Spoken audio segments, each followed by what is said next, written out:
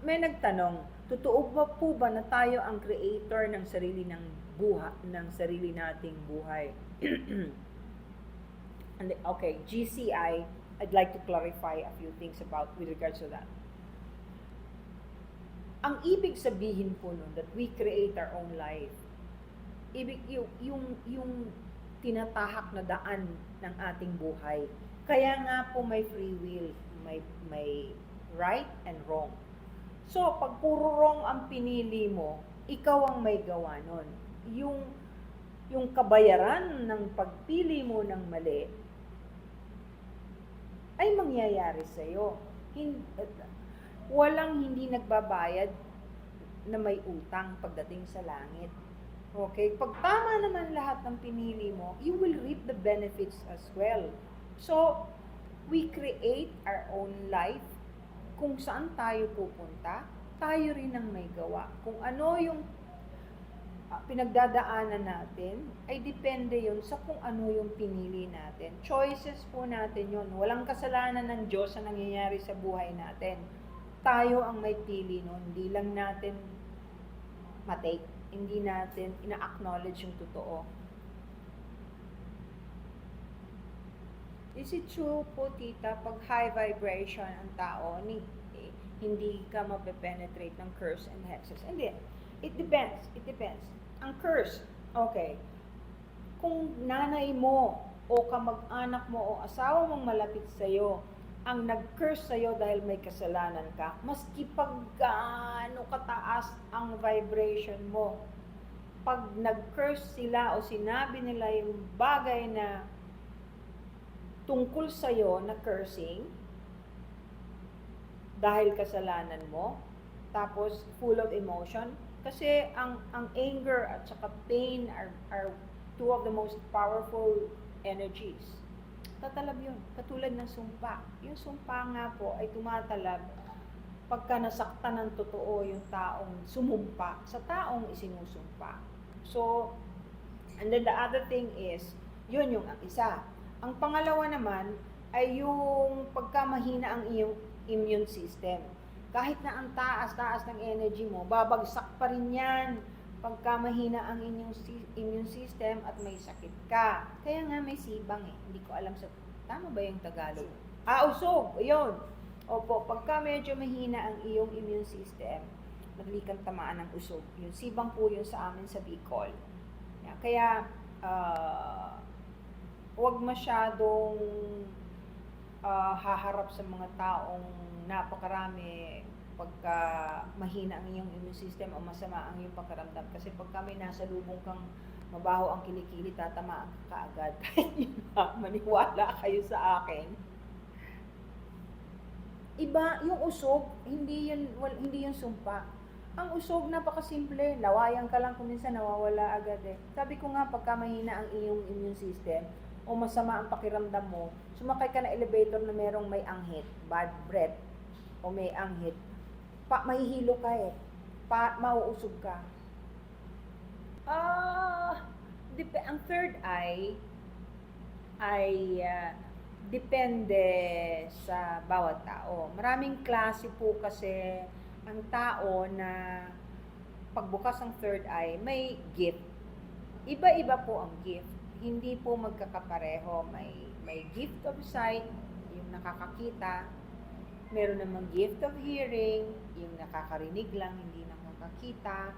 Meron naman pong yung may premonition, alam yung mangyayari, yung may mga psychic ability, iba-iba po yan. Okay? I'll talk about the remote viewing. Ano po? Kasi maraming nagkakamali, akala nila yung remote viewing at saka yung astral traveling ay magkapareho. Hindi po. Ang remote viewing po is a psychic skill. Okay? Technical po yan. May training po yan.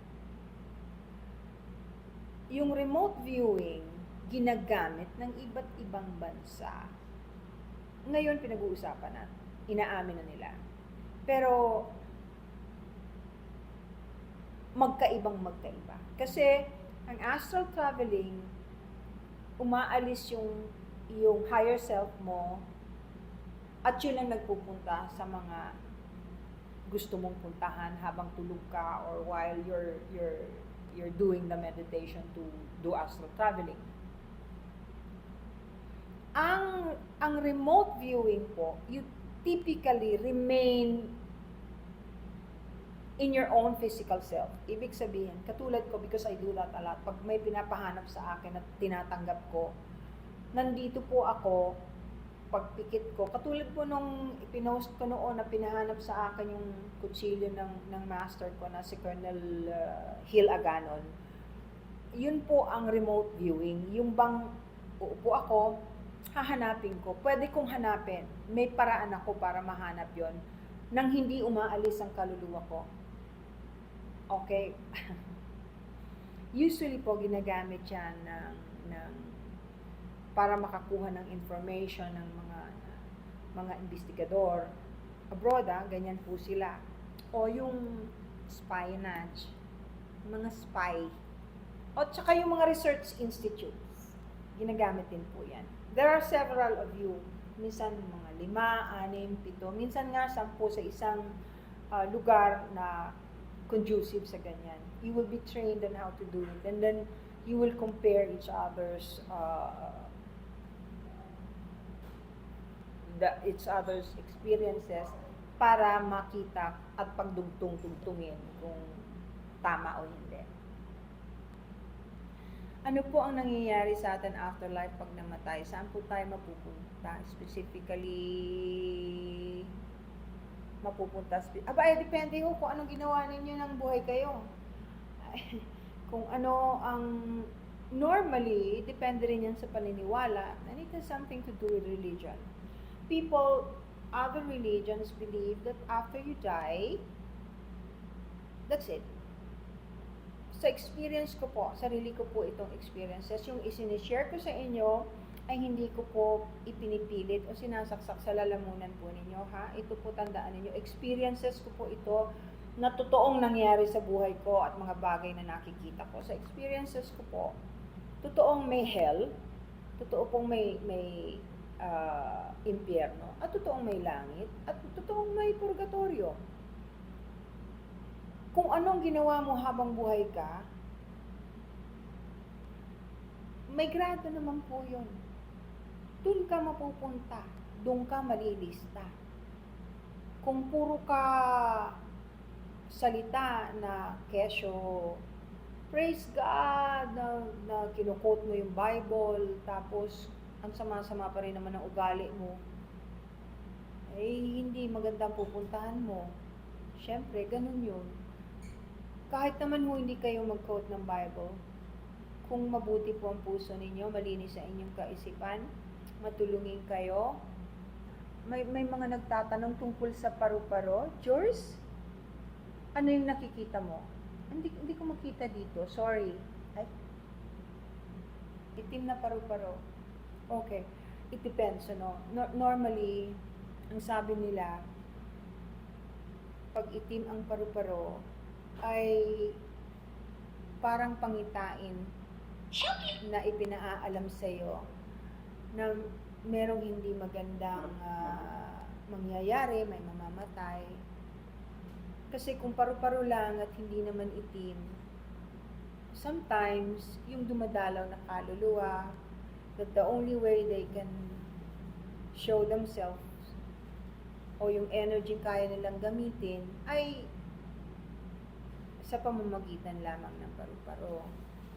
May dumadalaw sa'yo. Ibig sabihin, kung yung brown na butterfly, ibig sabihin, may dumadalaw sa'yong kaluluwa na hindi naman masama. Normally, yun ang ibig sabihin. Dude, alam mo, kung gusto kang kausapin ng namayapa mong mahal sa buhay, kung meron kayong gustong kausapin, kakausapin kayo nun kung kaya nila Hindi mo kailangan, hindi po ako nagsasummon ng spirit. Hindi po ako spiritista. Pag dumating yung spirit at gustong makipag-usap, kakausapin ko po kung importante. Pero yung para tawagin ko, hindi ko po ginagawa yan. Pero maaari kong ituro sa inyo yung energy na kinakailangan ninyo para ninyo marinig at para magkaroon sila ng enough energy para makausap kayo. Case-to-case basis po yan. Ang pakikipag-usap ng yumao sa kanilang mahal sa buhay ay nasa sa kanila. Hindi nyo po pwedeng kinukulit at pinakikialaman yung patay na. Ako po nang kausap ko kanina sa panaginip, ay how nice, o 40 days napaka-importante kasi yung 40 days, yun na yung paalis after 40 days. Nagpaalam siguro. Oy, how nice, Vic, birthday niya. O, di ba? Yun ang ibig ko sabihin. If they really want to talk to you, yung mga mahal mo sa buhay, nagagawa nila ng paraan, sila yung magsasabi. Pero yung pipilitin ninyo, ay hindi po maganda yun. Yes! Ano to? Kyra, yung panaginip na nagkatotoo, ano yon? Precognition yon. May warning sa'yo, may sinasabi sa'yo, na pag tinandaan mo at naalala mo, maari mong ulitin para malaman mo at mapaghandaan at pag-ingatan kung may aksidenteng dadating. Ano po ang ibig sabihin ng panaginip na may magandang daan pero di ka makaraan kasi tumatarik pag nadaanan? Aba, you should be thankful actually. Baka yung reason yan, you'll be crossing over at it's not your time yet. Hindi mo pa time. Anong maraming ibig sabihin ng snakes sa panaginip? Kasi hindi lahat ng religion o hindi lahat ng bansa naniniwala na ang ahas ay masama. It's a sign of intelligence. In fact, sa Eastern o sa Chinese astrology, merong year of the snake. So, case-to-case basis yan. Kung palagi mong napapanaginipan ng snake, tingnan mo ano yung lugar, nasaan ka, maganda ba pakiramdam pagkatapos mo ng panaginipan, natatakot ka ba, may maganda bang nangyari afterwards, yon, ibabase mo doon. Kasi symbolism po yan. Ay yung sa frogs, hindi ko masyadong alam. Symbolism nga po. Ano po ang meaning ng tubig sa panaginip like dagat? Okay. Depende sa kulay ng tubig. Kay dagat, kay ilog, kay lake. Ano ba yung tubig na nakita mo? Malinis? Kung malinis, maganda. Kung dagat yung nakita mo, kaya ng sinabi mo, maalon ba? Kahit malinis, kung maalon, reflection yun sa maaring dumating sa buhay mo. Kaya maghanda ka. Kung madumi, ay magdasal ka na sana huwag maka-affect sa inyong pagkabuhay kung ano man yung nakita mong madumi. Kaya pinapakita sa inyo yan para magawa nyo ng paraan na mabago. Ganun po yan. Hindi naman ipapakita sa atin kung walang solusyon. Ang dali lang natin mag-give up.